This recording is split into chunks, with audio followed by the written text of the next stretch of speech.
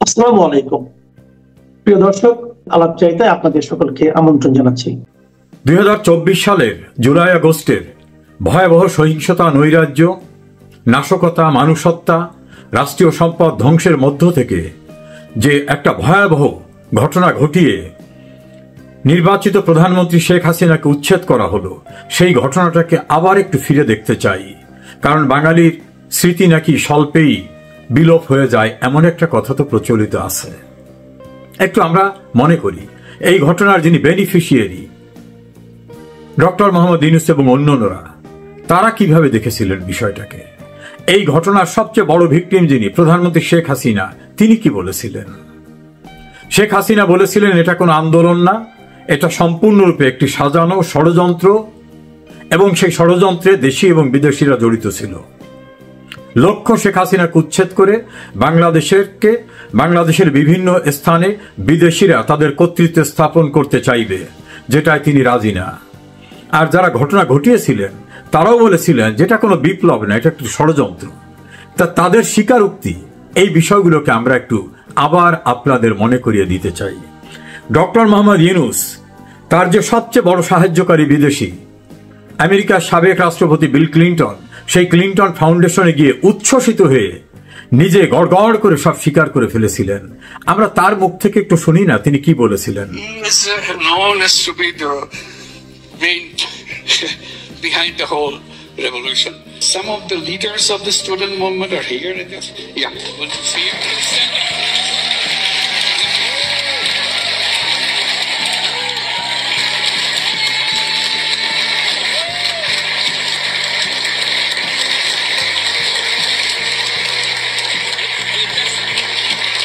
They just look like any other young person. You will not recognize them. But when you see them in action, when you hear them speak, you'll be shaking. They shook the whole country by their speeches, by their dedication, their commitment. They said, you can kill us anytime you want, but we are not giving up. And he is known as to be the brain behind the whole revolution.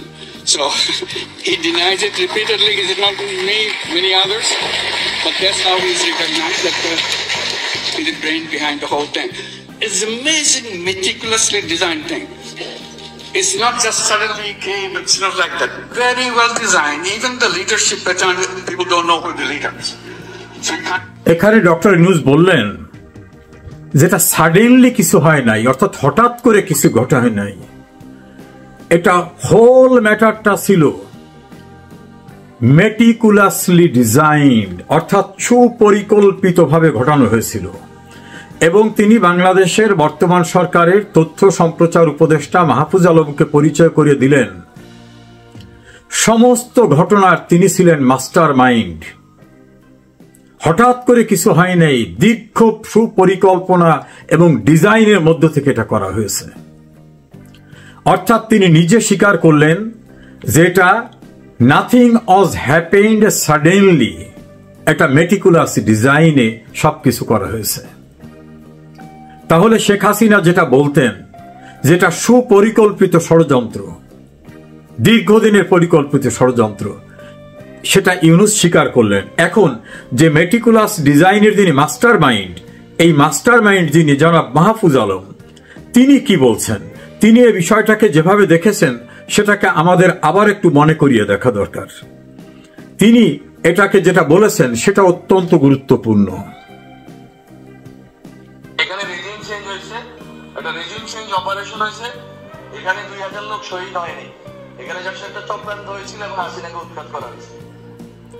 তিনি বললেন যে এটা একটা চক্রান্ত করা হয়েছিল এবং হাসিনাকে উচ্ছেদ করা হয়েছিল। তা যিনি সবকিছুর মাস্টার মাইন্ড, তিনি বলতেছেন এটা একটা চক্রান্ত হয়েছে, সেই চক্রান্ত করে হাসিনাকে উচ্ছেদ করা হয়েছে। তাহলে ডক্টর ইউনূস যেটা বললেন যে মেটিকুলাস ডিজাইন করে পরিকল্পিতভাবে করা হয়েছে, তার মাস্টার মাইন্ড বললেন যে এটা একটা চক্রান্ত করে রেজিম চেঞ্জ হয়েছে, হাসিনাকে উচ্ছেদ করা হয়েছে। আর শেখ হাসিনা বলছেন যেটা কোনো বিপ্লব আন্দোলন না, এটা পরিকল্পিতভাবে দেশি বিদেশি ষড়যন্ত্রের মধ্য থেকে উচ্ছেদ করা হয়েছে। তাহলে শেখ হাসিনার কথাটা যারা ঘটনা ঘটিয়েছেন তারাই তো স্বীকার করলেন। এটাকে বলে স্বীকারোক্তি। এখন এখানে যে ডক্টর ইউনূস সবকিছু করেছিলেন এবং তিনি যে এখানে বড় ধরনের একটা ফান্ড বিনিয়োগ করেছিলেন, সেটা জামাতের একজন বিখ্যাত নেতা, যিনি জামাতের ইউরোপে তাদের মুখপত্র, তিনি বিভিন্ন সময় এই কথাগুলিকে বিভিন্ন সময় বলেছেন। তিনি ইউকের একটা টেলিভিশনে ইন্টারভিউ দিয়ে তিনি বলেছেন যে এটা ছিল একটা বড় ধরনের ইনভেস্টের মধ্য থেকে করা। আর মানে অর্থাৎ তিনি যেটা বলছেন যে এই ইনভেস্টমেন্টের গুরুত্বপূর্ণ এক ব্যক্তি ছিলেন, সেই গুরুত্বপূর্ণ ব্যক্তি ডক্টর মোহাম্মদ ইউনূস। তিনি কিভাবে গুরুত্বপূর্ণ? তিনি এখানে বড় ধরনের ইনভেস্টমেন্ট করেছেন। কিভাবে ইনভেস্টমেন্ট? যে বিদেশি ফার্ম নিয়োগ করা হয়েছে, সেই বিদেশি ফার্মকে অর্থাৎ লবিস্ট ফার্মকে টাকা দিয়ে ম্যানেজ করার যে কাজটি, সেটা ডক্টর মোহাম্মদ ইউনূস করেছেন। ফলে ডক্টর মোহাম্মদ ইউনূসকে উড়িয়ে দেওয়া যাবে না। এই উচ্ছেদে অর্থাৎ এই যে ষড়যন্ত্রে ইউনূসের গুরুত্বপূর্ণ ভূমিকা ছিল, এইটা জনাব আবু বক্কর মোল্লা, জামাতের নেতা, তিনি কি বলেছেন, এটা একটু গুরুত্বপূর্ণ বিষয়, এটা আপনাদের একটু শোনাতে চাই। ইউনূস সাহেবের কিন্তু এই আন্দোলনে অনেকেই জানেন না, ওনার কিন্তু একটি বড় ভূমিকা ছিল। উনি, আমি অনেয়ারের কথা বলছি, উনি একটি লবিং ফার্ম হায়ার করেছিলেন। ওই লবিং ফার্মের সাথে আমরাও কাজ করতাম, অর্থাৎ ওই লবিং ফার্মকে আমরাও ব্যবহার করেছি। ওনার টাকা খরচ করে, ওনার প্রতিষ্ঠানের টাকা খরচ করে শেখ হাসিনার বিরুদ্ধে উনি টাকা খরচ করে বিদেশের মাটিতে নট অনলি উনি পার্সোনালি কাজ করেছেন, উনি লবিং ফার্ম হায়ার করে কাজ করেছেন। যে কয়েকটা গোষ্ঠী আওয়ামী লীগ সরকারের ফ্যাসিজমের বিরুদ্ধে আন্তর্জাতিক বিশ্বে কাজ করেছে, জামাত এবং ডক্টর ইউনূস হচ্ছে তারা দুইটা স্টেক হোল্ডার্স। সুতরাং ডক্টর ইউনূস এই যে কাজগুলো করেছেন, আমি কিন্তু সেখানে টার্মস দেখেছি, তারা কোন টার্মস এর ভিত্তিতে এগ্রিমেন্টটা করেছে। তো বিদেশি লবিং ফার্মরা তো অনেক টাকা চার্জ করে, তো সেখানে রিটেল এগ্রিমেন্ট হয়। ইউনূস সাহেবের কিন্তু এই আন্দোলনে অনেক। প্রিয় দর্শক শ্রোতা, আপনারা শুনলেন জনাব আবু বক্কর মোল্লা, তিনি জামাতের গুরুত্বপূর্ণ নেতা, তিনি ইউরোপে তাদের মুখপাত্র। তিনি বলছেন যে ইউনূস যে লবিস্ট ফার্ম নিয়োগ করেছিল, সেই লবিস্ট ফার্মের সঙ্গে লিখিত চুক্তি হয়েছিল যে কিভাবে তারা কাজ করবে, এবং সেই লবিস্ট ফার্মে ইউনূস টাকা দিয়েছিলেন।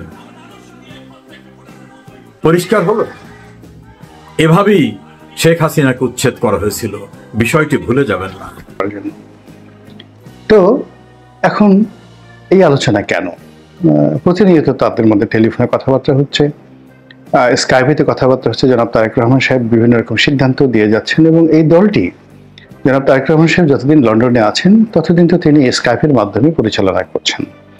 তো লন্ডনে গিয়ে যে বৈঠকগুলো সরাসরি হয়েছে মির্জা ফখরুল সাহেবের সাথে বা অন্য কোনো বিএনপি নেতাদের সঙ্গে, ওর ফলে বাংলাদেশের রাজনীতিতে গুণগত কোনো পরিবর্তন আসছে। তারেক রহমানের কোনো অভিনব সিদ্ধান্তে বাংলাদেশের যে রাজনীতিতে কোনো প্রভাব প্রতিপত্তি স্থাপিত হয়েছে, কিংবা যেটাকে বলা হয় র্যাডিক্যাল চেঞ্জ, এরকম হয়েছে তার কোনো নজির নেই। বরং যে সকল নেতা লন্ডনে গিয়ে জনাব তারেক রহমান সাহেবের সাথে ঘনিষ্ঠভাবে বৈঠক করেছেন, মেলামেশা করেছেন, এক সকল নেতা বাংলাদেশে এসে পরবর্তীকালে অনেকেই তাদের রাজনৈতিক কর্তৃত্ব হারিয়েছেন, এবং তারা যে কাজগুলো করার চেষ্টা করেছেন সেই কাজগুলো তাদের রাজনীতির ক্যারিয়ারে একটা বিরাট বুমেরাং হয়ে দেখা দিয়েছে। এটি হলো একটা বিষয়। তো কাজী জনাব সালাউদ্দিন সাহেব এখন যে লন্ডনে গেলেন, সেটা যদি ইতিবাচক দিক আমরা ধরি, সেই ইতিবাচক দিক হলো সামনে তাকে কি করে মহাসচিব বানানো হবে বা কবে বানানো হবে, এই বিষয়গুলো আলোচনা হতে পারে। অথবা এই মুহূর্তে জুলাই সনদ নিয়ে যে সকল জটিলতা দেখা দিয়েছে তার প্রেক্ষিতে আসলে কি ধরনের আলোচনা হতে পারে, যেটা আসলে স্কাইপিতে সম্ভব হয় না, যেটা মুখোমুখি আলোচনা করলে হয়তো একটা সিদ্ধান্ত বের হয়ে আসে। এই বিষয়গুলো নিয়ে আলাপ আলোচনা করা হতে পারে। আর থার্ডলি হলো জনাব তারেক রহমান সাহেব বাংলাদেশে আসবেন নভেম্বর মাসের মধ্যে, এরকম একটি ঘোষণা বিএনপির সব মহল থেকে দেওয়া হয়েছে, এবং তিনি নিজেও সেই তার নেতাকর্মীদেরকে আশ্বস্ত করছে যে আমি খুব শীঘ্রই ফিরছি। তো সেক্ষেত্রে বিএনপি ইতিমধ্যে জানেন যে 238টি সিটে তাদের একক প্রার্থী তারা ঘোষণা করেছে। নির্বাচনের জন্য একেবারে আটঘাট বেঁধে তারা মাঠে নেমেছে এবং এই যে 238 জন প্রার্থীকে যাদের নাম ঘোষণা করে দেওয়া হলো, তারা স্ব নির্বাচনী এলাকাতে গিয়ে এখন মিছিল করবেন, মিটিং করবেন, নির্বাচনের আমেজ গড়ে তোলার চেষ্টা করবেন। এটা আগামী এক সপ্তাহে বাংলাদেশের যে রাজনীতির টোটাল কোর্স অফ অ্যাকশন এটাকে পরিপূর্ণভাবে চেঞ্জ করে দেবে। কিভাবে দেবে সেটা আমি একটা ভিন্ন ভিডিওতে বলবো। শুধু এটাই বলি যে এখন আমরা এই মুহূর্তে রাজনীতির যে পরিণাম চিন্তা করছি, বিএনপির এই প্রার্থী ঘোষণার ফলে পুরো পরিণামটি 180 ডিগ্রি অ্যাঙ্গেলে উল্টে যাবে। সেই উল্টানোটা বিএনপির জন্য ভালো হবে বা মন্দ হবে, কি হবে না হবে, এই বিষয়গুলো নিয়ে হয়তো জনাব তারেক রহমান সাহেব এবং সালাউদ্দিন সাহেব তারা ফেস টু ফেস আলোচনা করতে চাচ্ছেন। 2 নম্বর হলো যে জামাত যেভাবে জিদ ধরেছে যে নভেম্বর মাসেই গণভোট হতে হবে, আর বিএনপি এই গণভোটের বিষয়টি প্রথমে এড়াতে চেয়েছে, আর সর্বশেষে তারা এই গণভোটের বিষয়টি মূলত জাতীয় নির্বাচনের সঙ্গে একই দিনে এই গণভোট আয়োজনের যে পরামর্শ দিয়েছে এর বাইরে বিএনপি যেতে চাচ্ছে না। এবং বিএনপি যদি এখন নভেম্বর মাসে বা ডিসেম্বর মাসে অথবা জাতীয় নির্বাচনের আগে যে কোনো মূল্যে গণভোট মেনে নেয়, মেনে নিতে বাধ্য হয়, তাহলে বিএনপি রাজনীতির একেবারে সর্বনাশ ঘটে যাবে। মানে পাশ করা তো দূরের কথা, ঢাকা বিশ্ববিদ্যালয়, জাহাঙ্গীরনগর বিশ্ববিদ্যালয় তাদের যে ফেল করতে কষ্ট হয়েছে, ঠিক জাতীয় নির্বাচনে একই অবস্থা হবে। এই যে 238 জন প্রার্থীকে ঘোষণা করতে দেওয়া হয়েছে, এটা যে কি হবে এটা আমরা এখন কল্পনাই করতে পারছি না। কাজেই বিএনপি এই জিনিসটা বোঝার কারণে তারা সেই গণভোটের ঝুঁকিতে যেতে চাচ্ছে না। 2 নম্বর হলো যদি গণভোট না হয়, বিএনপি, জামাত এবং অন্যান্য শক্তিগুলো মুখোমুখি দাঁড়ায় এবং এখানে সরকারের যারা কর্তা ব্যক্তি তারা যদি শতরঞ্চির চাল চালে, তাহলে সেক্ষেত্রে বড় দল হিসেবে বিএনপি সবচেয়ে বেশি ক্ষতিগ্রস্ত হবে। এবং আইনশৃঙ্খলা অবস্থা যদি খারাপ হয়ে যায়, তাহলে তৃতীয় শক্তি, চতুর্থ শক্তি, নানা রকম যে শক্তির কথা আমরা শুনছি, যে 111, 211, -2, -3 যে সকল তথ্য আমাদেরকে আতঙ্ক ছড়াচ্ছে, সেইগুলো আরো প্রকট আকার ধারণ করবে। অন্যদিকে জনাব তারেক রহমান সাহেব আসবেন, তার জন্য বাসা ভাড়া করা থেকে শুরু করে বাসা ঠিক করা, এরপর যাকে বলা হয় তার ব্যবহারের জন্য বুলেট প্রুফ গাড়ি, তার আম্মার জন্য বুলেট প্রুফ গাড়ি, এবং যেভাবে যাকে বলা হয় তাদের নেতাকর্মীদের জন্য আরো 2টো বুলেট প্রুফ গাড়ি, 4টি বুলেট প্রুফ গাড়ি আমদানির যে অনুমোদন তারা সরকার থেকে নিয়েছে, এটা মূলত বিএনপির জন্য বুমেরাং হতে যাচ্ছে। এই গাড়িগুলো আমদানি করা হচ্ছে বা কবে আসবে আমি এটা জানি না, কিন্তু এই গাড়ির যে অনুমতি চাওয়া, ইট মিনস বিএনপি আসলে এই জনারণ্যকে ভয় পাচ্ছে। তাদের উপর বুলেট চালানো হতে পারে, তাদের উপর বোমা চার্জ করা হতে পারে, এবং তাদের যে নেতৃবৃন্দ যারা রয়েছেন, শীর্ষ নেতৃবৃন্দ, তাদের জীবনের উপর ঝুঁকি রয়েছে। এই ভয় দিয়ে যুদ্ধ করা যায়, এই ভয় দিয়ে গেরিলা যুদ্ধ চালানো যায়, কিংবা নিষিদ্ধ রাজনীতি করা যায়, কিন্তু পাবলিক পলিটিক্স, জনগণের যে রাজনীতি, সেই রাজনীতির মধ্যে কোনো ভয় এবং আতঙ্ক থাকলে আর তারা রাজনীতি করতে পারে না। এখন ধরেন রাষ্ট্রে যখন তারেক রহমান সাহেব প্রধানমন্ত্রী হবেন, তখন তো রাষ্ট্রই তাকে বুলেট প্রুফ গাড়ি দেবে, জেড ক্যাটাগরি সিকিউরিটি দেবে, কিন্তু আমাদের পাক ভারত উপমহাদেশে বিরোধী দলে থেকে সরকারি অনুমোদন নিয়ে বুলেট প্রুফ গাড়িতে করে জনগণের মধ্যে গিয়ে সেখান থেকে নেমে তারপরে নির্বাচনে জয়লাভ করে রাষ্ট্র ক্ষমতায় গিয়েছে, এটার একটা সিঙ্গেল উদাহরণ এই বাংলাদেশে নেই। বরং যারা জানতেন যে এইরকম ঘটনা ঘটতে পারে, যেমন বেনজির ভুট্টো, তিনি জানতেন যে তার উপর আক্রমণ হতে পারে, এমনকি পাকিস্তান সরকার তাকে সতর্ক করেছিল, পাকিস্তান সেনাবাহিনী তাকে সতর্ক করেছিল, কিন্তু সেটা ঝুঁকি নিয়েই তিনি কিন্তু জনগণের মধ্যে গিয়েছেন এবং সেভাবে তিনি মারা গিয়েছেন। কিন্তু তার এই মারা যাওয়ার কারণেই কিন্তু তার পরিবার রাজনীতিতে টিকে আছে, অন্যথায় বিলাওয়াল ভুট্টো, আসিফ আলী জারদারি এদের নাম মানে পাকিস্তানের রাজনীতিতে থাকতো না। এইভাবে আসলে জনগণের মধ্যে ব্যারিকেড তৈরি করে, দেয়াল তৈরি করে, নিরাপদ দূরত্ব থেকে আসলে জনগণের রাজনীতি হয় না। স্কাইপের যে রাজনীতির যে সফলতা বা ইন্টারনেটে তিনি যেভাবে দলীয় নেতাকর্মীদের সাথে যোগাযোগ করেছেন, এটা জনগণের মন এবং মননে তার ব্যাপারে কতটা প্রভাব তৈরি হয়েছে, তার ব্যাপারে কতটা ইতিবাচক বিষয় তৈরি হয়েছে, এটা তিনি বুঝতে পারবেন যখন জনগণের সঙ্গে তার সরাসরি কর্মদন, সরাসরি যোগাযোগ এবং অবাধে জনগণ তার কাছে যেতে পারবেন, তিনি জনগণের কাছে অবাধে যেতে পারবেন। কিন্তু তিনি যদি বুলেট প্রুফ গাড়ির মধ্যে থাকেন, তারপর সেখান থেকে হাত নাড়ান এবং কোনো মতে মাথাটা উঁচু করেন, আবার একটু 1 মিনিটের মধ্যে সেখানে মাথা নুয়ে ফেলেন, এরকম 2-3টি ঘটনা ঘটার পরেই জনগণ তার থেকে মুখ ফিরিয়ে নেবে। এটাই বাংলাদেশের বাস্তবতা। তো এই যে বুলেট প্রুফ গাড়ির কেনা, ধারণা, চিন্তা, চেতনা, এটি বিএনপি যে গণমুখী রাজনীতি, সেই গণমুখী রাজনীতিকে অনেক ধাপ পিছিয়ে দিল। আর বিএনপির নেতাকর্মীদের যে সাহস শক্তি, এমনকি জনাব তারেক রহমান সাহেবের যে ব্যক্তিগত সাহস শক্তি, এই সাহস শক্তিটাকে একেবারে বলতে গেলে শূন্যতে নামিয়ে আনা হলো এই বুলেট প্রুফ গাড়ির মধ্যে। রাষ্ট্রের একটা কতগুলো কৌশল রয়েছে, প্রতিপক্ষের কৌশল রয়েছে। আপনি যত ভয় দেখাতে পারবেন, ততই আপনি রাজনীতিতে, ব্যবসা বাণিজ্যে সব ক্ষেত্রে সুবিধা লাভ করতে পারবেন। এমনকি আপনি যদি কোনো ফ্যাক্টরি বা কোনো শিল্প কলকারখানার মালিক হন, আপনি যদি আপনার স্টাফদের মধ্যে একটা আতঙ্ক তৈরি করে ফেলতে পারেন, তাহলে কিছুদিনের জন্য আপনি একেবারে জাস্ট লাইক এ কিং, সেভাবে আপনার ব্যবসা প্রতিষ্ঠান চালাতে পারেন। কিন্তু দীর্ঘমেয়াদে এটা সম্ভব হয় না। আর এখানে যারা এই কাজগুলো করে, মানে এই আতঙ্ক তৈরি করে, আলটিমেটলি তারাই সেই ফাঁদের মধ্যে পড়ে যায়। এখন এখানে বিএনপি যদি নিজেদেরকে শ্রেষ্ঠ মনে করার জন্য, উত্তম মনে করার জন্য এই কাজ করে থাকেন, তাহলে এটার দায় বিএনপিকে নিতে হবে। আবার অন্যদিকে যদি সেটা আওয়ামী লীগের কারণে হোক, জামাতের কারণে হোক, বিএনপি ভয় পেয়ে এই গাড়িগুলো কিনে থাকে, সেটাও বিএনপির জন্য বুমেরাং হয়ে পড়বে, মারাত্মক বুমেরাং হয়ে পড়বে। এবং বিএনপির এই প্রস্তুতি দেখে বিএনপির যারা প্রতিপক্ষ, তারা হাসবে, ঠাট্টা করবে, টিটকারি করবে। দ্বিতীয়ত, এই যে তারেক রহমান সাহেব যে বারবার আসতে চাচ্ছেন, তিনি যদি এখন না আসে নভেম্বর মাসে, তাহলে এটা তার জন্য হিতে বিপরীত হবে। আবার যদি নির্বাচন ফেব্রুয়ারি মাসে না হয়, কোনো কারণে 1টি মাসও যদি পিছিয়ে যায়, 2টি মাসও যদি পিছিয়ে যায়, বিএনপি নেতাকর্মীদেরকে ধরে রাখা যাবে না।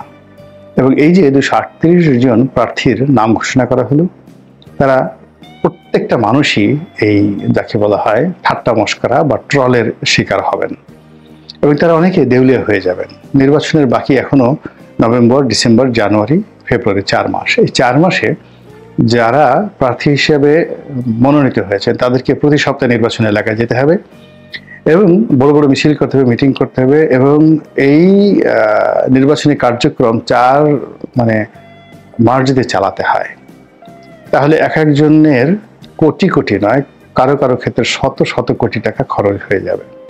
সব প্রার্থী তো ধনী নয়, তারা এই টাকা আদায় করবে কোত্থেকে? চাঁদাবাজি করে, তারপর শেষে বিভিন্ন লোকের কাছে নিয়ে। এই যে 238 জন প্রার্থী, এই মুহূর্তে তারা রীতিমতো দেউলিয়া হয়ে যাবে। এবং এই কাজ তাদেরকে যে প্রভোগ করে করা হয়েছে, জামাত ইতিমধ্যে 300 আসনে তাদের প্রার্থী ঘোষণা করেছে, কিন্তু তারা যেইভাবে কাজ করছে, ট্রেডিশনালি বিএনপি তো সেইভাবে কাজ করতে পারবে না। বিএনপি কাজ করছে আওয়ামী লীগের মধ্যে। তারা যখন এই প্রার্থী যাবে, এই প্রথম দিনে যখন যাবে, অ্যাটলিস্ট সব প্রার্থীর জন্যই 100, 200, 300 করে গেট তৈরি হবে, মিছিল হবে, হুন্ডা আসবে, খাওয়া হবে, ভোজ হবে, এক একটা প্রোগ্রাম হবে নেতার, সে এক একটা প্রোগ্রামে মিনিমাম 10 লাখ, 20 লাখ, 50 লাখ টাকা খরচ হয়ে যাবে। এই টাকা কোত্থেকে আসবে? এই ভঙ্গুর অর্থনীতিতে। ফলে ডিসেম্বর পর্যন্ত, এই নভেম্বর এবং ডিসেম্বর, এই 2টা মাস পর্যন্ত, নির্বাচনের তফসিলের আগ পর্যন্ত এই টেমটা যদি বিএনপি ধরে না রাখতে পারে, এই প্রার্থী ঘোষণাটা বিএনপির জন্য বুমেরাং হয়ে যাবে। প্রার্থী যদি এলাকাতে যায়, লোকজন যদি না আসে, লোকজন বলবে আর ভোট পাচ্ছে না। আর জামাতের ভোট বা এনসিপির ধরলাম না, জামাত এবং আমি দক্ষিণাঞ্চলের কথা বলতে পারি, যেমন আমার এলাকাতে জামাতের যে ভোট আছে গলাচিপা দশমিনাতে, তার সঙ্গে চরমোনাইয়ের ভোট আছে। আপনি যে কোনো একটা যাকে বলা হয় মানুষকে দাঁড় করিয়ে দেন, চোখ বুঝে জামাত এবং চরমোনাইয়ের যারা লোকজন আছে একেবারে গুনে সেই ভোটগুলো দিয়ে আসবে, একটাও কম বেশি হবে না। কিন্তু বিএনপির ভোট তো সেটা না। বিএনপি যদি ভোট কাউন্ট হয় 20,000, 40,000 লোকের মহড়া তাকে দেখাতে হবে। এটাই তাদের রাজনীতির ট্র্যাডিশন। তো এই যে যা কিছু হচ্ছে বা হলো, আমার কাছে মনে হচ্ছে যে বিএনপির এই যে প্রার্থী ঘোষণা, এই প্রার্থী ঘোষণাটা যদি 2024 সনের এই নভেম্বর মাসে করা হতো, 2024 সনের নভেম্বর মাসে করা হতো, সরকার সেই 2025 সনের ডিসেম্বরে অথবা 2024 সনের ডিসেম্বরে অথবা 2025 সনের ফেব্রুয়ারি মাসে নির্বাচন দিতে বাধ্য হতো। 2 নম্বর হলো যে এই প্রার্থীরা এখন তাদের অনেকের বিরুদ্ধে চাঁদাবাজি, তারপরে অনিয়ম, দুর্নীতি এগুলোর অভিযোগ আসছে এবং অনেকে তাদের এলাকাতে তাদের যথেষ্ট জনপ্রিয়তা হারিয়ে ফেলেছে। কোনো কারণে যদি নির্বাচন না হয় এবং কোনো কারণে যদি পরিবর্তিত পরিস্থিতিতে কোনো সরকার এসে চাঁদাবাজ ধরার কথা চিন্তা করে, আইন শৃঙ্খলা রক্ষার কথা চিন্তা করে, কোন দমন পীড়নের কথা চিন্তা করে, এই 238 জন যারা প্রার্থী আছে তাদের জীবন তামা তামা হয়ে যাবে। রাজনীতির একটা মূল ব্যাপার হলো যে সেই ইন্ডিয়া উইন্স ফ্রিডমে একটা বিখ্যাত কথা লিখেছেন মাওলানা আবুল কালাম আজাদ। তিনি বলছেন যে জাতীয় জীবনে কখনো কখনো এমন ঘটনা আসে যখন প্রতিপক্ষের কথা মতো বা জনগণের কথা মতো নেতাকে চলতে হয় এবং সেক্ষেত্রে নেতারও পতন হয়, জনগণের পতন হয়। আর যখন নেতা এমন একটা অবস্থায় থাকে, নেতা যেভাবে বলবে ওভাবেই সবাই সিদ্ধান্ত নেবে এবং সেটাই জনগণের জন্য কল্যাণ করা হয়, নেতার জন্য কল্যাণ করা হয়। পড়ে দেখেন মাওলানা আবুল কালাম আজাদের। এখন বিএনপি আসলে নিজের থেকে কোনো কিছু করছে না। গত 14 মাসে তারা জনগণের ভয়ে কিছু কাজ করছে, জামাতের ভয়ে কিছু কাজ করছে, সমালোচনার জন্য কিছু কাজ করছে, এনসিপির ভয়ে কিছু কাজ করছে, আওয়ামী লীগের ভয়ে কিছু কাজ করছে, মানে সবসময় কমপ্লাই করার চেষ্টা করছে। এত মানুষকে খুশি করে, রাজি করে আসলে কখনো রাজনীতি হয় না। তো এই যে এখন রাজনীতি যে জটিল অবস্থায়, যেখানে বাংলাদেশে এই মুহূর্তে হাজারোটা সমস্যা তৈরি হয়ে আছে, সেই সমস্যার মধ্যে এখন বিএনপির প্রার্থী ঘোষণার কোনো দরকার ছিল না। সালাউদ্দিন সাহেবের লন্ডনে যাওয়া কোনো দরকার ছিল না। আর এই মুহূর্তে যে বাস্তব অবস্থা, তারেক রহমান সাহেব বাংলাদেশে আসবেন, এই মুহূর্তে সেটা আমার কাছে নিরাপদ মনে হচ্ছে না। সেটা বুলেট প্রুফ গাড়ি, বুলেট প্রুফ হেলিকপ্টার, যা কিছু হোক না কেন। তো এরকম একটা পরিস্থিতির মধ্যে এই যে বিএনপি যে কমপ্লাই করছে সবকিছুর সঙ্গে, প্রতিপক্ষের সঙ্গে, জনগণের সঙ্গে, এটি বিএনপির জন্য কতটা বুমেরাং হয় তা দেখার জন্য জাস্ট ওয়েট ফর 7 days। আজকে এই ভিডিওটা করছি, তার থেকে 7 days-এর মধ্যে আপনি দেখতে পাবেন যে এই জিনিসগুলো কিভাবে বুমেরাং হয়ে বিএনপির জন্য ফিরে আসে। মহান আল্লাহ আমাদের সবাইকে হেদায়েত দান করুন এবং হেফাজত করুন। আসসালামু আলাইকুম ওয়া রাহমাতুল্লাহি ওয়া বারাকাতুহু।